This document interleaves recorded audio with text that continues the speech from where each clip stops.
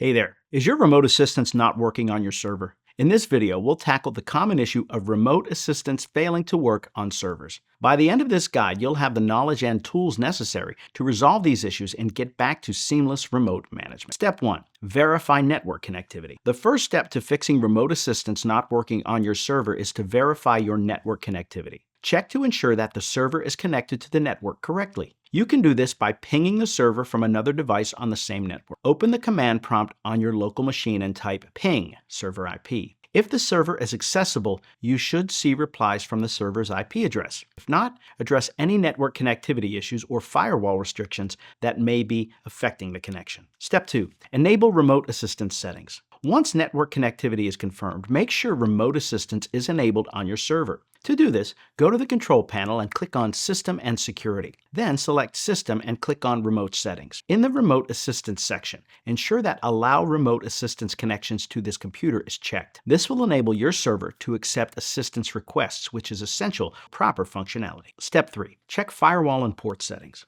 If remote assistance is still not working, the problem might be with firewall or port settings. Firewalls can sometimes block remote assistance traffic, so check the firewall settings to ensure that they allow such connections. Specifically, ensure that port 3389, which is commonly used for remote assistance, is open and not blocked by either the server or network firewall. Utilize network management tools or consult your IT team to configure and verify these settings. Step 4. Update drivers and system software. Outdated drivers and system software can cause remote access issues, so it's important to keep them up to date. Check for updates on the server's operating system as well as any network adapter drivers. Regularly updating these can resolve compatibility issues that might prevent remote assistance from functioning as it. Use Windows Update for the operating system and visit the manufacturer's website for network adapter updates. Step 5. Use Event Viewer for diagnostics. When troubleshooting persists, Windows Event Viewer can be a vital tool. Access Event Viewer by typing Event VWR in the Run dialog.